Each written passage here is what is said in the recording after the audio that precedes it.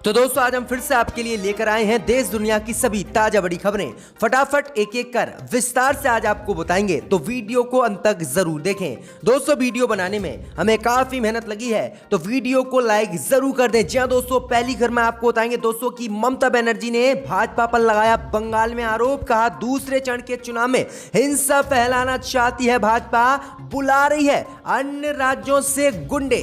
तो वहीं आपको बताएंगे दोस्तों की मोदी सरकार ने असम में एनआरसी को लेकर आदेश किया जारी। कहा एनआरसी से बाहर रहने वाले लोगों को नहीं डालने दिया जाएगा विधानसभा चुनाव में वोट। जहां दोस्तों मोदी ने यह बड़ी घोषणा कर दी है। तो वहीं आपको बताएंगे दोस्तों कि उत्तर प्रदेश में शिवपाल यादव के साथ गठबंधन करके अखिलेश यादव लड़ेंगे चुनाव। यूपी में चुनाव को लेकर अखिलेश ने किया बड़ा ऐलान। तो वहीं आपको बताएंगे दोस्तों कि तमिलनाडु में स्टालिन ने किया ऐलान। कहा अगर सत्ता में आई डीएमके तो सीएए कानून और कृषि कानून को किसी कीमत पर तमिलनाडु में नहीं होने देंगे लागू। जहां दोस्तों तगड़ा झटका भाजपा को तमिलनाडु से। तो वहीं आपको बताएंगे दोस्तों कि मोदी सरकार का पकड़ा गया एक और झूठ। अमित शाह और शरद पवार के बीच नहीं हुई कोई मुलाकात। एनसीपी बोली भाजपा फैला रही है देश में अफवाह, गिराना चाहती है महाराष्ट्र में शिवसेना सरकार। तो वहीं आपको बताएंगे दोस्तों कि पंजाब की कांग्रेस सरकार ने आदेश किया जारी।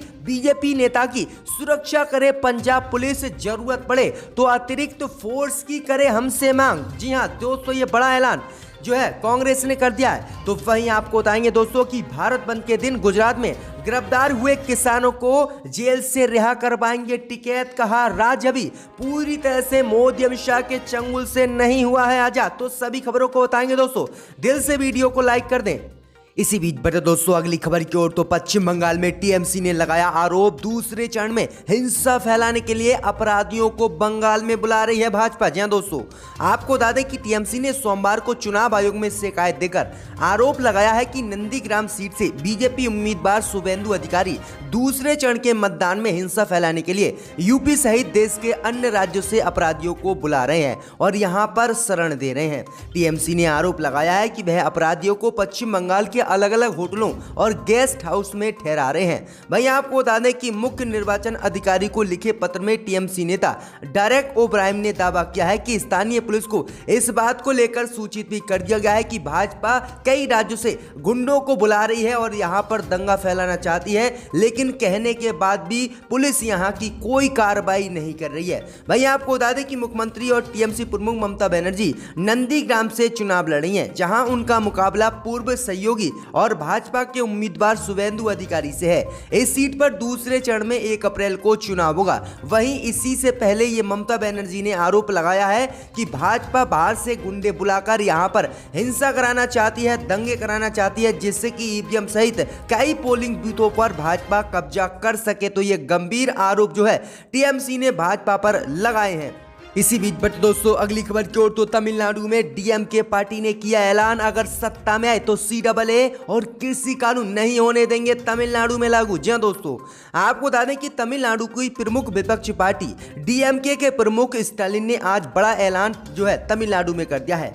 उन्होंने कहा है कि यदि उनकी पार्टी सत्ता में आई तो राज्य में किसी भी कीमत पर सीएए कानून और कृषि कानून को लागू नहीं करने दिया जाएगा। वहीं आपको बता दें कि स्टालिन ने सीएए के मुद्दे पर संसद में भाजपा का समर्थन करने को लेकर राज्य में सत्तारूढ़ अन्ना द्रमुक की आलोचना की और कहा कि यदि अन्ना द्रमुक और राज्यसभा में पीएमके के एकमात्र सदस्य ने संबंध विधेयक के खिलाफ मतदान किया होता तो सीएए अस्तित्व में नहीं आता और ये बिल राज्यसभा लोकसभा से पास ही नहीं होता और बिल बनता ही नहीं। लेकिन इन दोनों पार्टियों ने समर्थन किया, इसलिए ये बिल अस्तित्व में आया। आगे उन्होंने कहा कि पूरे देश में अल्पसंख्यकों की दुर्दशा के लिए भाजपा और अन्ना द्रमुक पार्टी ढहेगी। इन दोनों ही पार्टियों ने मुसलमानों के खिलाफ काम किया है। वहीं स्टालिन ने साफ कहा है कि हमारी अगर सत्ता आती है तमिलनाडु में तो नागरिकता संशोधन कानून सहित कृषि कानून को भी किसी कीमत पर लागू नहीं करने दिया जाएगा। तो ये बड़ी अपडेट आ रही है, बड़ा ऐलान कर दिया है। इसी बीच पर दोस्तों अगली खबर की ओर। तो मोदी सरकार ने आदेश किया जारी, असम में एनआरसी से बाहर रहने वाले लोगों को किसी कीमत पर नहीं डालने दिया जाएगा वोट। जी हां दोस्तों,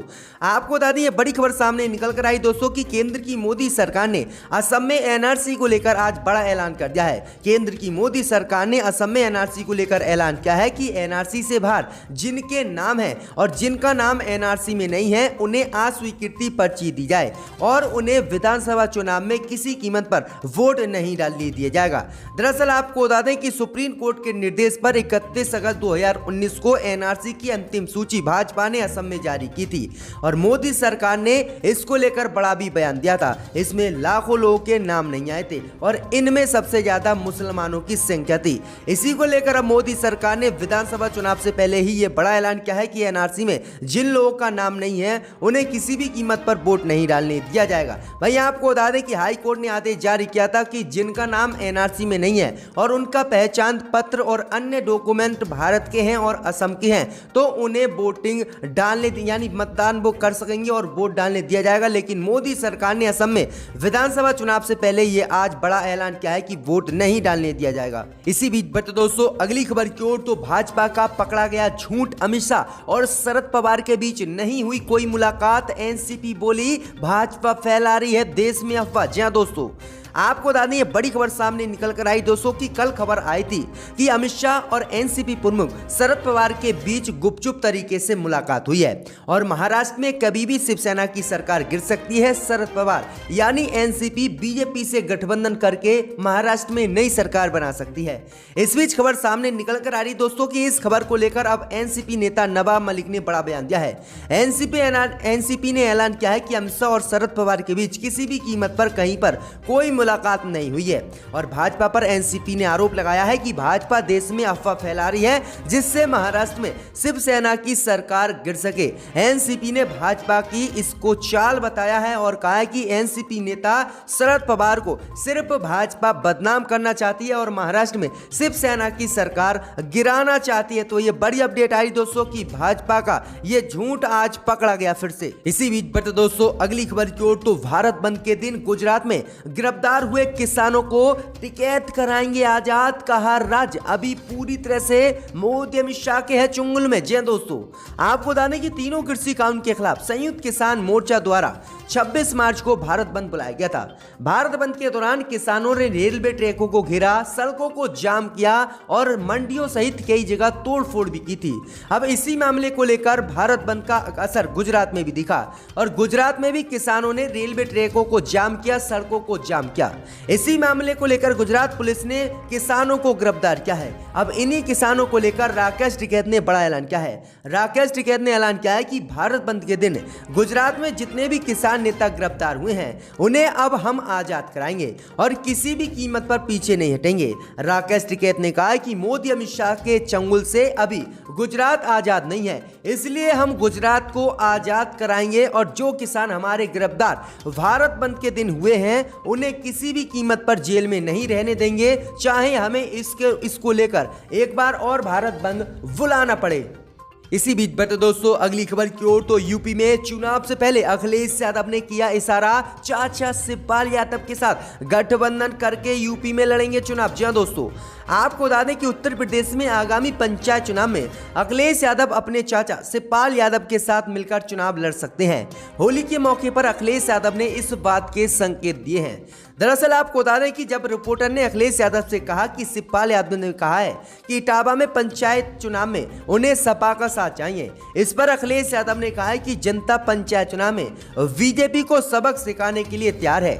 यादव ने कहा है कि लोगों का शक है कि कहीं बीजेपी की सरकार चुनाव में बेईमानी करने पर न उतर आए। अखिलेश यादव ने कहा है कि कृषि को बर्बाद करने को लेकर केंद्र की मोदी सरकार नए कानून लाई, किसानों को उनकी फसलों के दाम नहीं दिए, पेट्रोल डीजल को इतना महंगा कर दिया, इतनी महंगाई इस सरकार में हुई है। वहीं अखिलेश यादव ने साफ किया है कि अगर उत्तर प्रदेश में 2022 में चाचा शिवपाल यादव चुनाव लड़ते हैं तो उनकी पार्टी उनके साथ गठबंधन करेगी और गठबंधन करके समाजवादी पार्टी शिवपाल यादव के साथ चुनाव उत्तर प्रदेश में विधानसभा का लड़ेगी। तो ये बड़ी अपडेट आई दोस्तों कि अखिलेश यादव अब राजी हैं चाचा शिवपाल से।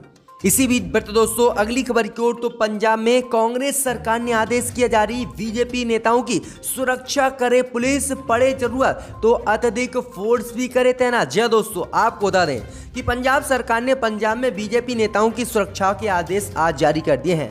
पंजाब की कांग्रेस सरकार ने जिला पुलिस प्रमुखों को निर्देश दिया है कि भाजपा नेताओं की सुरक्षा की जाए। अगर सुरक्षा की और जरूरत पड़े तो अतिरिक्त फोर्स भी उनके लिए तैनात किया जाए। दरअसल आपको बता दें कि हाल ही में मलौट में भाजपा विधायक को किसानों ने दौड़ा दौड़ा कर पीटा था, उनके कपड़े फाड़ दिए थे और उन्हें निवस्त्र कर दिया था, जिसके बाद पंजाब की कांग्रेस सरकार ने लगभग 27 मामलों दर्ज किए थे और 27 किसानों पर केस भी जो है पंजाब में दर्ज हुआ था। और पंजाब में कांग्रेस सरकार का विरोध भी भाजपाइयों ने कल किया था। इसी को लेकर अब पंजाब सरकार ने आदेश जारी किया है कि बीजेपी नेताओं की सुरक्षा पंजाब पुलिस करे, अगर जरूरत पड़े तो अतिरिक्त फोर्स भी उनकी सुरक्षा में तैनात किया जाए। तो ये बड़ी अपडेट आई दोस्तों, बड़ा ऐलान पंजाब की कांग्रेस सरकार ने जारी किया है। इसी बीच बढ़ते दोस्तों अगली खबर की ओर, तो महबूबा मुफ्ती को जम्मू कश्मीर हाई कोर्ट ने दिया तगड़ा झटका, खारिज की पासपोर्ट जारी करने की मांग वाली याचिका।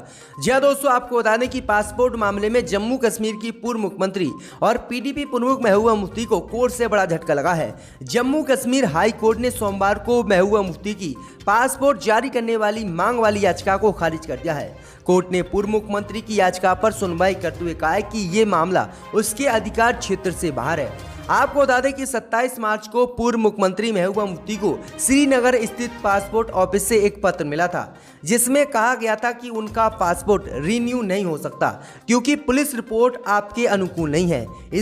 इसी बात को लेकर महबूबा मुफ्ती कोर्ट पहुंची थी और कोर्ट ने भी उन्हें झटका दिया। दरअसल आपको बता दें कि भाजपा किस तरह से किसी भी जम्मू कश्मीर के मुस्लिम नेता को विदेश नहीं जाने देना चाहती है, इसलिए इनके पासपोर्टों को खारिज कर रही है और कह रही कि आपकी पुलिस रिपोर्ट ठीक नहीं है। इसी बीच बढ़ते दोस्तों अगली खबर की ओर, तो नंदीग्राम में भाजपा नेता शुभेंदु अधिकारी का काफिला टीएमसी कार्यकर्ताओं ने रोका। जी दोस्तों, आपको बता दें कि पश्चिम बंगाल चुनाव में इस बार नंदीग्राम सीट की चर्चा का केंद्र बना हुआ है, जहां से मुख्यमंत्री ममता बनर्जी खुद मैदान में है, तो वहीं किसी जमाने में उनके करीबी रहे शुभेंदु अधिकारी बीजेपी के टिकट से उन्हें टक्कर दे रहे हैं। इस बीच सोमवार को नंदीग्राम में जमकर हंगामा हुआ, जहां कुछ लोगों ने शुभेंदु अधिकारी के काफिले को रोक लिया। बीजेपी के मुताबिक यह हरकत टीएमसी के कार्यकर्ताओं ने की। इस घटना का वीडियो भी सोशल मीडिया पर वायरल हो रहा है। दरअसल आपको बता दें कि सोमवार को ममता बनर्जी खुद नंदीग्राम पहुंची और रैली कर जनता के समर्थन की मांग की। जहां ममता बनर्जी रैली कर रही थी तो उसी के पास वाले इलाके में शुभेंदु भी पहुंचे और टीएमसी पर जमकर निशाना साधा, लेकिन निशाना साधने से पहले ही टीएमसी कार्यकर्ताओं ने बीजेपी नेता शुभेंदु अधिकारी के काफिले को घेर लिया और गो बैक बीजेपी के नारे लगाए। तो ये बड़ी अपडेट आई दोस्तों, खूब विरोध हो रहा है भाजपा का।